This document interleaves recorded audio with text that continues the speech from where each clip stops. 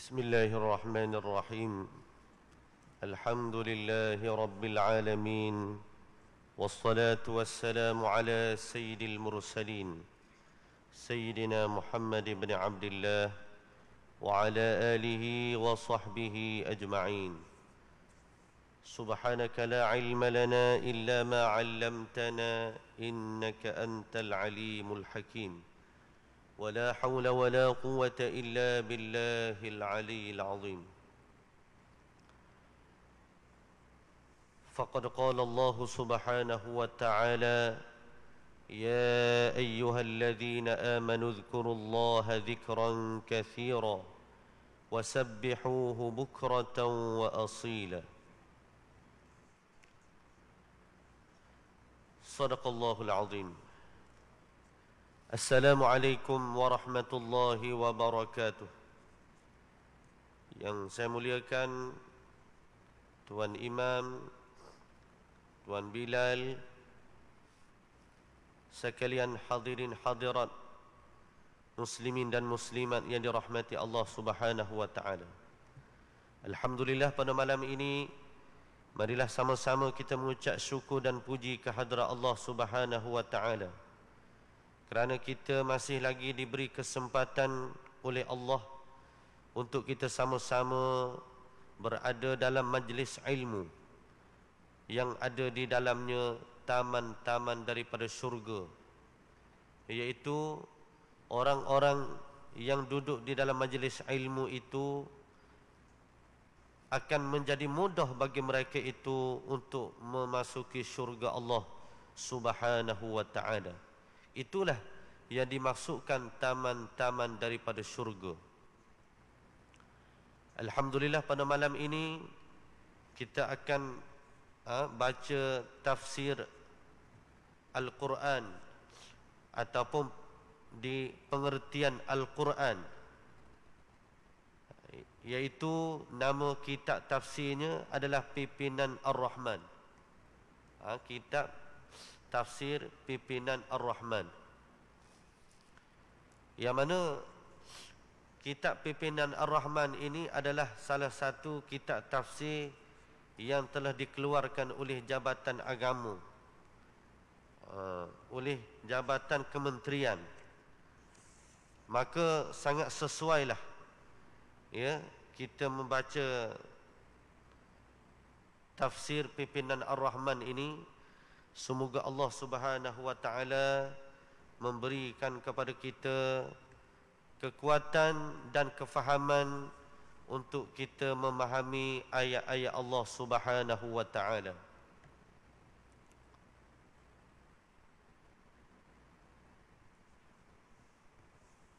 InsyaAllah pada malam ini kita akan muqaddimah, kita akan baca pada suratul Kahfi.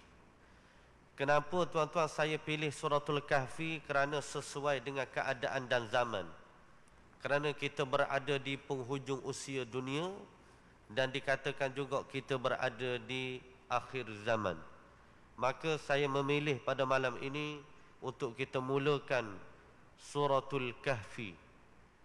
Suratul Kahfi ini diturunkan di Mekah, mengandungi 110 ayat. Mengandungi 110 ayat. Turunnya di Makkatul Mukarramah. Maka intisari daripada suratul Kahfi ini, intisari kandungannya menerangkan kebenaran Al-Quran, menegaskan dasar tauhid, serta mendedahkan kesesatan kaum kafir.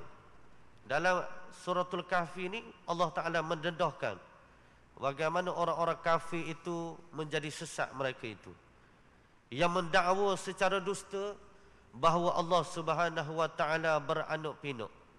Ini di antaranya dakwaan palsu, dakwaan dusta daripada kaum kafir. Dan insya-Allah kita akan mulakan dengan lafaz Bismillahirrahmanirrahim, dengan nama Allah yang Maha Pemurah lagi Maha Mengasihani. Alhamdulillahilladzi anzala ala 'abdihil kitab ولم يجعل له عوجا. Segala puji tertentu bagi Allah yang telah menurunkan kepada hamba-Nya. Siapakah yang dimaksudkan hamba Allah di sini? Adalah Nabi Muhammad sallallahu alaihi wasallam. Telah menurunkan kepada hamba-Nya, iaitu menurunkan kitab suci Al-Quran. Walam yaj'al lahu 'iwaja. Dan sifat ni Allah Taala menceritakan sifat Al-Quran ni macam mana sifat dia. Walam yaj'al lahu 'iwaja, dan tidak menjadikan padanya, yakni Allah Taala tidak menjadikan padanya Al-Quran sesuatu yang bengkok, yakni terpesong. Allah Taala telah buat perjanjian dah, telah menetapkan Al-Quran ini tidak ada sebarang barang-barang yang terpesong, yang mengelirukan, yang dusta dan seumpamanya. Tidak ada. Ini di antaranya. Sebab itulah kalau kita lihat pada ayat Alhamdulillah, tuan-tuan, beberapa surah saja dalam Al-Quran dimulakan dengan Alhamdulillah. Maka surah Alhamdulillah ini adalah mempunyai jawapan. Suratul Kahfi ini, Alhamdulillah mempunyai jawapan. Alhamdulillah yang ada pada suratul Isra, ayat yang terakhir. Apa dia ayat yang terakhir, tuan-tuan?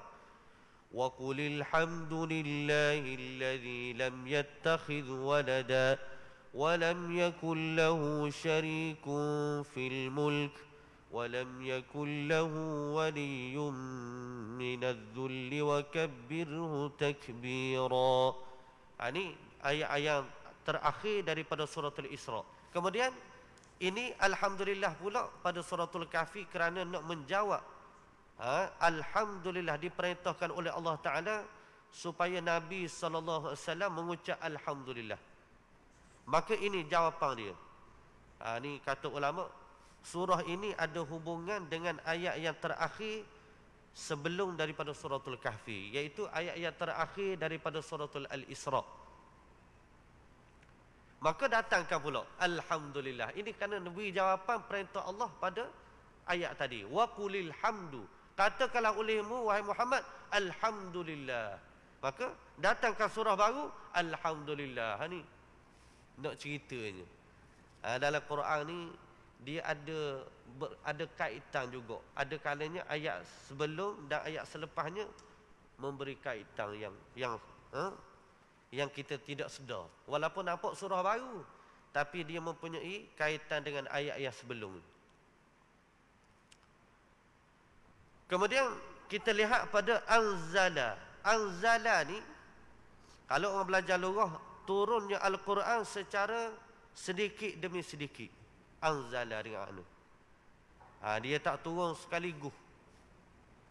Sekiranya kalau Al-Quran menceritakan, ada Quran dalam surah-surah yang lain menceritakan dengan makna turun sekaligus, itu penurunan daripada Lauh Mahfuz kepada Baitul Izzah tu. Penurunan situ. Ada penurunan Al-Quran daripada Lauh Mahfuz kepada Baitul Izzah, iaitu turun sekaligus. Kalau kita tengok ada ayat-ayat yang menerangkan turun sekaligus, maka di sini dengan maksud anzala di sini dengan maksudnya turun sedikit demi sedikit, iaitu daripada Baitul Izzah kepada dunia ini, kepada Nabi sallallahu alaihi wasallam. Itu dia. Ini di antaranya kita boleh mengambil pengajaran daripada Al-Quranul Karim. Kemudian Allah Ta'ala sebut pula ala abdihi, turun sedikit demi sedikit ini kepada siapa? Iaitu kepada hamba-Nya. Tuan-tuan, suratul Isra ada tak hamba? Ada. Subhanalladzi asra bi'abdihi, Tuhan sebut pula hamba. Suratul Isra, iaitu surah Isra ni sebelum suratul Kahfi. Datangkan suratul Kahfi, ada pula. Alhamdulillahilladzi anzala ala abdihi. Ada pula kalimah abdihi.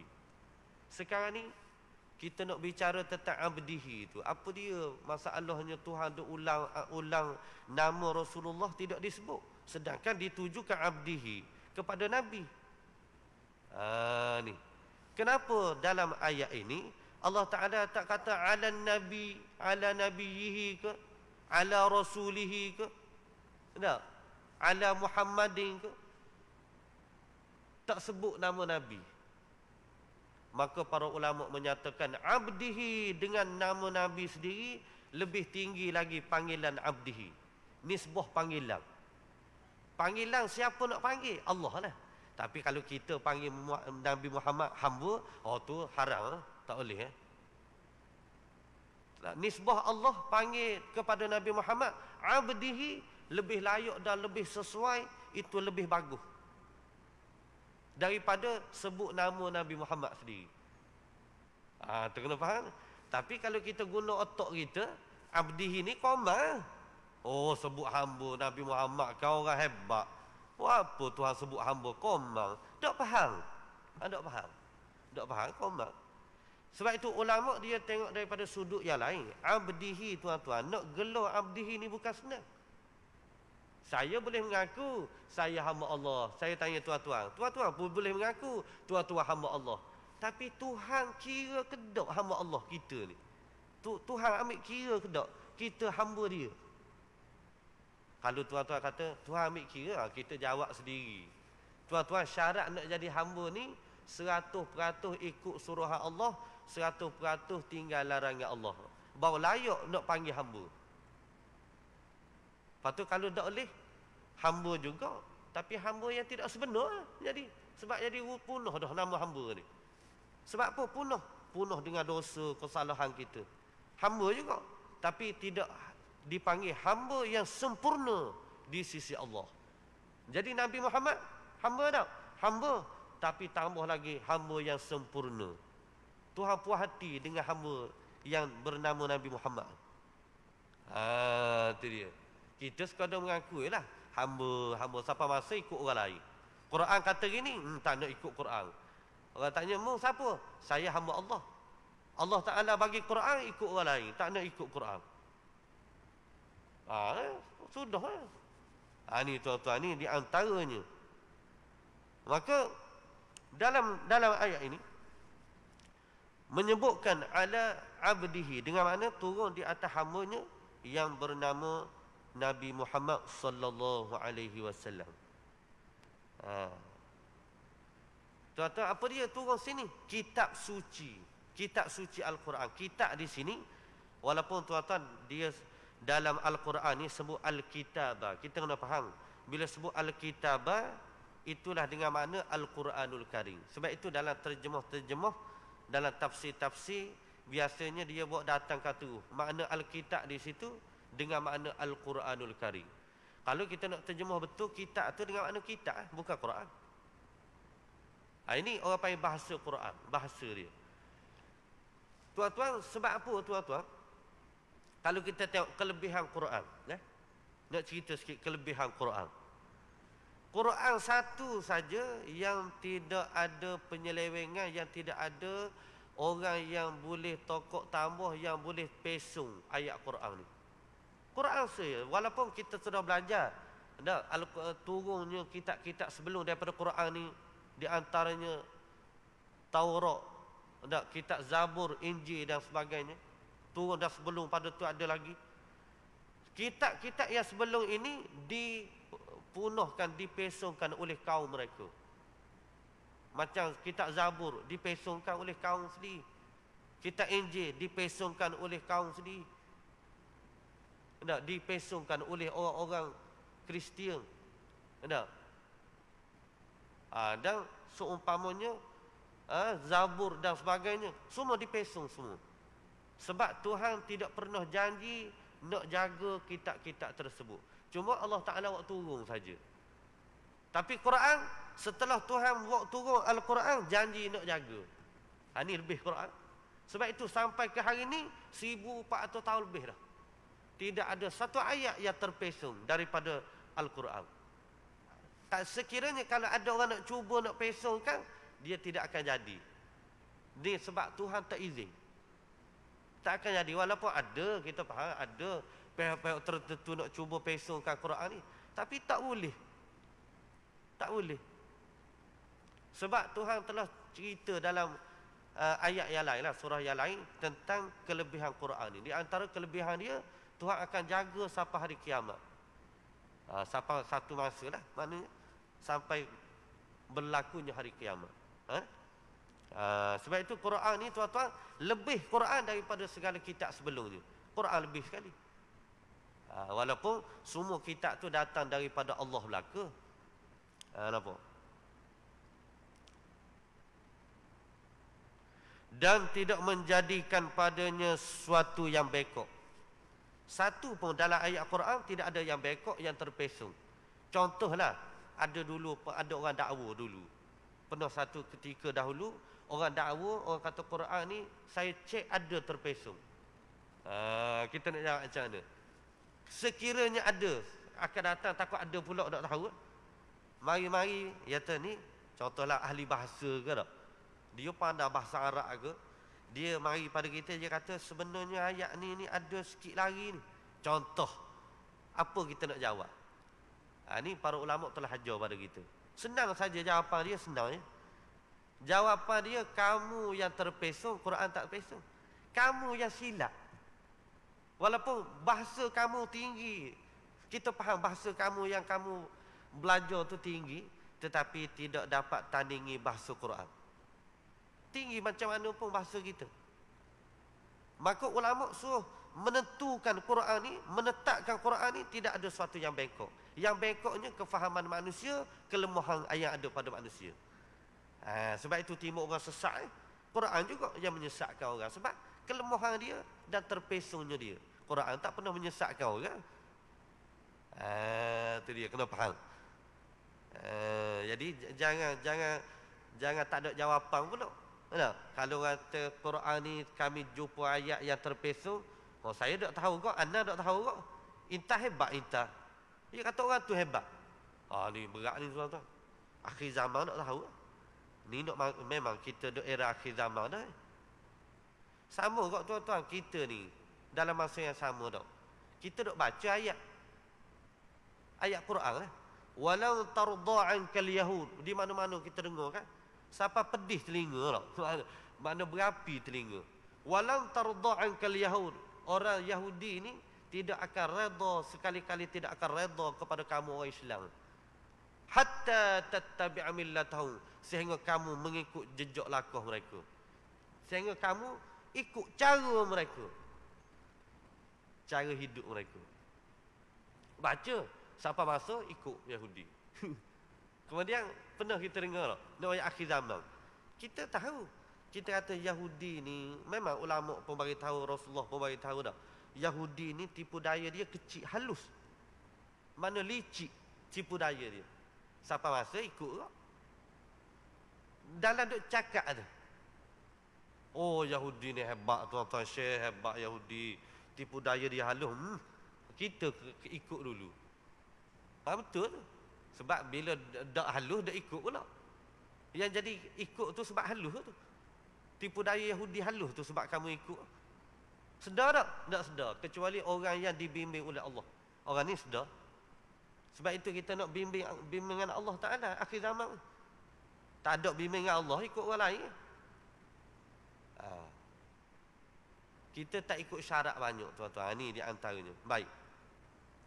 Qayyiman liyunzira ba'san syadidan min ladun. Bahkan keadaannya Al-Quran tetap benar lagi menjadi pengawas.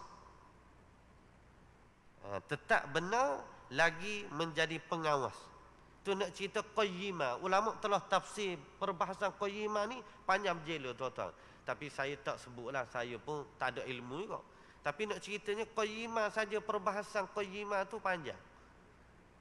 Mana qayyimah tu terjemahan dia banyak boleh kita faham. Di antaranya jalan yang lurus, benda yang tegak. Benda yang tegak ni nak ceritanya tegaknya dia ni sampai bila? Sampai bila.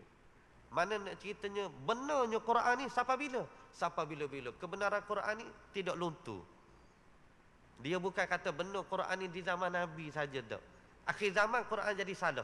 Bukan begitu. Qayyimah ni dengan mana tegak di atas kebenaran Quran ni. Bila? Sampai bila-bila? Dia tegak. Walaupun sekalian manusia syirik berlaku pada Allah, Quran tetap betul situ. Dia ikut manusia. Kalau kita kata kitab yang dibuat oleh manusia, dia ubahlah. Bila manusia dah berubah era dah. Kitab ni pun ubah cara karangan lain dah. Dia ikut manusia. Dah Quran ni dia ikut cara Quran. Cara perintah Allah. Manusia nak sesat macam mana pun Quran tetap berada di atas jalan yang betul. Ni dengan mana qayyimah. Qayyimah ni duduk dalam tegak semua. Itu dia. Tetap benar lagi menjadi pengawas. Pengawas ni mana maksud pengawas dalam tafsir ni menyatakan pengawas penjaga segala kebaikan dan kepentingan dunia dan kepentingan akhirat. Itu maksud pengawas. Maknanya Quran yang menjadi pengawas kita. Kita nak buat kerja dunia, tengok Quran. Nak buat kerja akhirat, tengok Quran. Dah apa ustaz? Saya tengok dah Quran dak nampak. Tu kelemahan kita. Quran cerita dah nak dapat akhirat macam mana. Nak dapat dunia macam mana. Tiba-tiba kita tak dapat benda tu. Itu kelemahan kita. Nampak tak? Kelemahan kita. Kekurangan kita.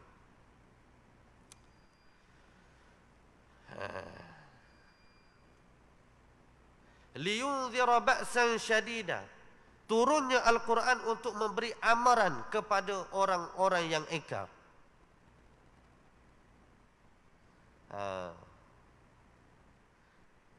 Amaran macam mana amaran? Iaitu baksa ni dengan azab yang sekeras-kerasnya. Baksa ni asal dia baksa kepayahan, asal dia. Tapi terjemahan dalam Pimpinan Ar-Rahman, dia terjemah mungkin dengan makna yang lain. Tak apalah. Orang panggil jalan di atas jalan yang lain, tapi makna lebih kurang je. Asalnya baksa ni satu kepayahan, satu benda kesusahan, kesulitan. Lepas tu kalau orang kata baksa dengan azab yang keras, boleh tak? Dengan azab yang sekerah-kerahnya, boleh tak? Boleh tak? Dengan makna satu pengertian je. Saya nak tanya para jemaah. Bila kena azab, orang ni rasa macam mana? Susah tak? Dia pergi situ, susah. Sebab apa mu susah bang? Aku kena azab. Sebab itu ahli neraka susah tuan-tuan. Kena azab. Makna dia. Kemudian, kesusahan tu datang daripada mana? Daripada azab. Orang yang kena azab akan menerima kesusahan, kesempitan, kepayahan. Nampak tak? Itu orang panggil, kita kata mudah sini kau. Dia memberi orang panggil di atas jalan yang lain lah. Tak apa, sebab itu terjemah Quran ni ada kalanya dia luah. Dalam bahasa pun sama juga, luah. Tapi tak lari daripada asas dia. Asas dia tak lari. Nampak tak? Itu di antaranya. Maka akan menerima azab, iaitu akan mendapat azab yang sekeras-kerasnya dari milladunhu, daripada Allah Subhanahu wa taala. Tuan-tuan, dalam bahasa Arab, saya nak beri sikit, walaupun tuan-tuan tak pandai pun tak apa, tapi paling kurang satu ilmu. Betul lah tuan-tuan tak belajar bahasa Arab, tapi saya nak bagi tahu saja. Di antaranya makna ladun. Ladun tu di sisi kita. Cuma tuan-tuan, ladun ni kita jarang guna. Kita kebanyakan guna dalam percakapan Arab inda. Patut inda di sisi ya. Inda dengan makna di sisi. Maka ulama mufassirin menyatakan kenapa dalam surah ini Allah Ta'ala bagi tahu milladun. Allah Ta'ala tak kata min indih. Sedangkan dua-dua pengertian sama ya. Tapi dia ada beza juga sikit. Di segi sudut umumnya sama, makna umum sama. Tapi ada beza sedikit. Min ladun tuan-tuan, dengan makna apa yang ada di sisi Allah tersedia, sudah tersedia. Maknanya kalau tuan-tuan nak guna kaedah min ladun, kalau tuan-tuan ada duit 1 juta, ada dengan tuan-tuan 1 juta tu, bukan ada dengan orang lain. Ada situ, ada dengan tuan-tuan, tuan-tuan pegang duit 1 juta tu. Tapi kalau min ladun, duit 1 juta duduk dalam bank, tuan-tuan tangan kosong tu tak panggil min ladun. Hal tu min indih, dengan makna indih. Di sisinya ada duit 1 juta, kat mana? Bank pegang. Tapi di sisi dia ada. Saya ada emas 20 mana 20 kilo. Bawa tak sekarang ni, bawa tak? Tak. Saya simpan dalam tanah. Itu apa min indih. Di sisinya ada 20 kilogram emas. Tapi sekarang ni ada tak? Tak ada. Tapi memang milik dia. Tapi dia tidak bersama dengan dia. Maka ladunhu ni, nak ayatnya, Al-Quran ni memang ada di sisi Allah. Al-Quran dan dijanjikan azab. Azab tadi. Azab ni yang ada dan yang disediakan di sisi Allah. Maknanya azab tu ada dengan Allah, bukan ada dengan orang lain. Bukan ada tempat lain. Maknanya ayatnya keras sini. Guna azab yang macam mana? Yang ada di sisi Allah. Dan memang ada dengan di zat Allah Subhanahu Wa Taala untuk maknanya menyediakan azab pada orang. Bukan benda duduk tempat lain atau benda yang tidak ada, duduk jauh dengan Allah dan sebagainya, tidak. Anak ayat sangat-sangat. Kemudian tujuan apa dia? Allah Ta'ala cerita min ladun, ada nak cerita azab yang pedih ni di sisi dia ni. Sebab apa? Nak ceritanya bila Allah Ta'ala buat pengakuan sedemikian, azab yang ada di sisi dia tak boleh nak challenge dah azab orang lain. Orang lain nak kupu tuan-tuan seluruh dunia, nak buat satu azab. Contohlah kita seluruh dunia teknologi yang ada ni, nak buat macam mana azab ni, nak buat api neraka contohlah, nak tiru api neraka Allah. Tuhan kata tak akan sapa, tak akan sama. Tuan-tuan, nuklear orang takut tak? Nuklear memang kita takut. Tuan-tuan, kalau kita fikir logik, teknologi yang ada ni, kalau kita kumpul lah nuklear berapa juta ada contoh, mungkin hampir pecah dunia ni, mungkinlah kita rasa. Tapi azab Allah kata, azab yang ada di sisi dia tak boleh nak challenge nuklear yang ada. Lebih lagi azab neraka tu. Ni nak ayat min ladun. Bukan kata Tuhan buat, tapi Tuhan boleh buat ada azab macam kita buat. Tu mudah je bagi Allah. Azab seperti mana manusia duk buat hari ni, Tuhan pun buat. Tu mudah bagi Allah. Itu tidak masuk dalam perbicaraan kita. Yang payahnya tuan-tuan, manusia tak boleh buat, tiba-tiba Allah yang boleh buat. Allah sahaja yang boleh buat, yang boleh menyediakan azab, memberikan azab seumpama itu kepada orang-orang yang macam mana, iaitu orang-orang yang ingkar. Ni. Kemudian وَيُبَشِّرَ الْمُؤْمِنِينَ الَّذِينَ يَعْمَلُونَ الصَّالِحَاتِ أَنَّ لَهُمْ أَجْرًا حَسَنًا. وَيُبَشِّرَ الْمُؤْمِنِينَ, dan memberi berita gembira kepada orang-orang yang beriman. Bila sebut memberi berita gembira ni, iaitu sifat Quran. Sifat Quran ni, sifat dia macam mana? Sifat dia iaitu sifat dia di antaranya pemberi berita gembira. Kepada siapa? Kepada orang-orang yang beriman, yang mengerjakan amal. Bermakna tak habis lagi. Bukan beriman semata-mata tak. Beriman serta mengerjakan amal-amal soleh. Jadi sebab itu ulama kata orang beriman saja tak cukup kalau kita tidak beramal soleh. Sebab itu dalam pengajian kita, setelah belajar tauhid, kita disuruh belajar fiqh. Satu fiqh tu amal soleh. Kalau orang kata, ya ke fiqh amal soleh? Fiqh cara-cara nak buat amal soleh betul. Kena betul. Sebab contoh kalau kita buat amal soleh sendiri tanpa di dalamnya fiqh, tanpa di dalamnya ilmu fiqh, maka tertolak di sisi ulama. Ulama menyatakan amalan tersebut ditolak oleh Allah. Itu nampak tak? Jadi itulah kita setelah kita belajar tauhid, kita belajar fiqh. Kemudian nak jaga pula amalan tadi supaya tak usuk amalan tadi. Yang kita buat tu comel tu, macam mana supaya tidak punah amalan tadi. Maka belajar ilmu tasawuf. Ilmu tasawuf nak jaga amalan kita ni supaya tidak hancur, supaya tidak usuk. Ilmu tasawuf. Tak belajar ilmu tasawuf, mungkinlah kita semayang banyak, pergi balik akhirat Tuhan kata tinggal dah semayangmu. Sebab apa? Dimakan oleh kesalahanmu, dimakan oleh kesilapanmu. Sebab apa ya Allah? Dah mudah belajar tasawuf, mudah tahu amalanmu dimakan oleh kejahatanmu. Oh, rupanya kita ingat kejahatan kita dak makan kebaikan. Oh, Tuhan kata makan. Ada yang makan, ada yang dak makan, tapi kebanyakan kejahatan kita makan.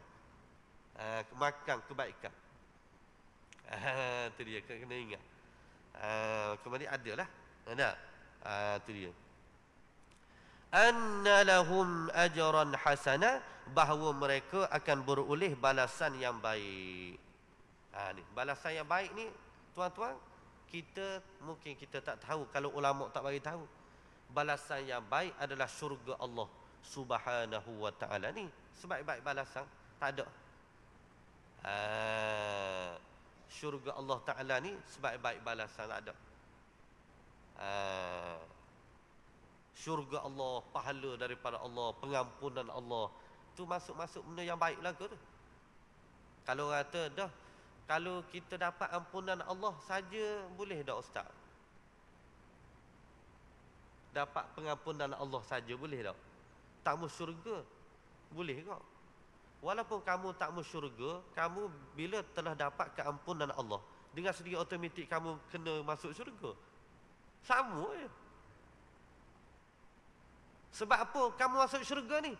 Sebab Allah Ta'ala ampun kamu. Tuhan beri keampunan pada kamu. Sebab tu kamu masuk syurga. Ataupun satu kaedah yang lain, sebab apa kamu masuk syurga? Ada orang masuk syurga, contohlah dengan kebajikan dia, tapi memang tak ada sebenarnya ulama kata, tapi adalah jenis bacaan saja. Ada orang masuk syurga dengan kebajikan dia yang banyak, tapi hakikatnya berserta situ Tuhan rahmat dia, beri rahmat pada dia walaupun kebajikan dia yang banyak pun. Maknanya rahmat Tuhan juga ke syurga Allah ni. Walaupun betul di segi Tuhan kira perkiraan, maknanya kebaikan sefulan bin fulan ni sampai satu tahap dia boleh masuk syurga. Tapi ulama kata hakikatnya amalan kita tak mampu nak masuk syurga juga. Sebab syurga ni lebih mahal daripada amalan. Daripada amalan kita yang kita buat ni. Tu yang sebenarnya. Sebab itu tuan-tuan, bila dapat redha Allah, dengan sendiri dapat syurga. Gitu. Orang yang dapat syurga, orang ni telah mendapat redha daripada Allah. Sebab itu kalau ada orang kata redha Allah tu besar, ya juga. Syurga tu besar, dikatakan kebaikan syurga, ya juga. Sebab nak hasil syurga akan tidak sunyi daripada tadi, tidak sunyi daripada redha Allah. Itu dia. Okay, baik. Makithina fihi abada, mereka tinggal tetap di dalamnya selama-lamanya. Di sini tuan-tuan mengikut keadaan. Contohnya dalam Quran kata makithina fihi abada. Dalam kalau kita tengok di 7 ayat ni, makithina fihi abada ni tuju kepada orang beriman. Mereka itu akan tetap di dalamnya, dalam syurga, buat selama-lamanya. Nisbah orang beriman. Nisbah orang kafir, kalau kita nak pergi nisbah pada orang kafir, mereka yang kafir tadi duduk selama-lamanya, buat selama-lamanya dalam neraka. Nisbah orang kafir. Tapi ulama menyatakan ayat ni khusus selama-lamanya bagi penduduk syurga. Nak cerita kalau nak makan juga, nak beri juga ayat ni kepada orang kafir dengan makna begitu lah. Dah boleh tak? Sah tak? Sah. Sebab orang kafir dijanji oleh Allah selama-lamanya. Tapi dekat mana lama? Dalam neraka. Lama juga. Tak nampak. Cuma tuan-tuan, kita lihatlah, ya, di dalam neraka, dalam syurga ni, maknanya bukan pilihan kita. Orang yang masuk syurga, masuk neraka ni bukan pilihan dia. Sebab itu kita atas dunia ni kena minta sokmo dengan Allah. Maknanya bukan pilihan kita. Bukan makna kita boleh menentu. Bukan kita boleh menentu. Saya, ya Allah, saya pasti, ya Allah, saya nak ke syurga. Nak menentu itu tak boleh, ulama tu. Mana harap pada Tuhan, harap Tuhan beri. Tapi nak harap tu dia kena betul lah. Mana iman kita molek, amal kita soleh, baru kita harap ni. Kadang-kadang duk harap Tuhan juga, harap syurga, tapi banyak benda tak cukup. Tu tak kena. Banyak benda tak cukup. Jadi sebab itulah orang-orang yang ada di dalam syurga ni kekal buat selama-lamanya. Ulama kata hari demi hari bertambah nikmat ahli syurga, bukan bertambah kurang. Kita atas dunia hari demi hari berkurang, hari demi hari berkurang. Ke ada orang sini hari demi hari bertambah? Nampak ya tuan-tuan, di mata kita yang nampak bertambah. Sebenarnya kita makin kurang atas dunia ni. Benda dia, dunia ni sifat dia makin lama makin kurang, makin lama makin kurang. Sifat syurga dia terbalik, makin lama makin sempurna, makin lama makin sempurna. Tu syurga, tu awak terbalik. Yang lain atas dunia makin lama makin kurang. Mana kurang? Dulu tak ada Covid, lah ni ada Covid, kurang. Contoh, dulu boleh pergi bebas kita, seluruh negara boleh pergi. Sekarang ni tak boleh pergi lah, sebab Covid. Sebab Covid je kamu jadi susah. Sebab itu ulama kata baksang-baksang tu termasuk azab dunia juga. Dicerita dalam ayat ni, ayat yang kedua tadi saya cerita baksang kepayahan-kepayahan tu termasuk kesusahan kepayahan dunia. Baik itu kita kena jaga. Wa yunziral ladzina qalu ittakhadallahu walada, dan juga Al-Quran itu memberi amaran kepada orang-orang yang berkata Allah mempunyai anak. Orang-orang yang kata macam ni, orang macam mana? Orang yang tidak beriman. Allah mempunyai anak, dia tidak beriman. Orang beriman kata tak? Orang beriman tak kata. Orang beriman yang kata macam mana? Allah tidak mempunyai anak. Itu orang beriman. Orang tidak beriman, Allah sabit anak pada Allah. Orang beriman nafi, makna nafi. Nafi segala sifat kekurangan yang ada di zat. Ada anak ni sifat kurang ni tuan-tuan. Sifat kurang anak. Sifat kekurangan. Bukan sifat kamalat, bukan. Tapi kita rasa sempurna tu kita. Mana dulu alhamdulillah ustaz, hari ni kita ada anak ramai dah, alhamdulillah. Kita rasa sempurna ada anak.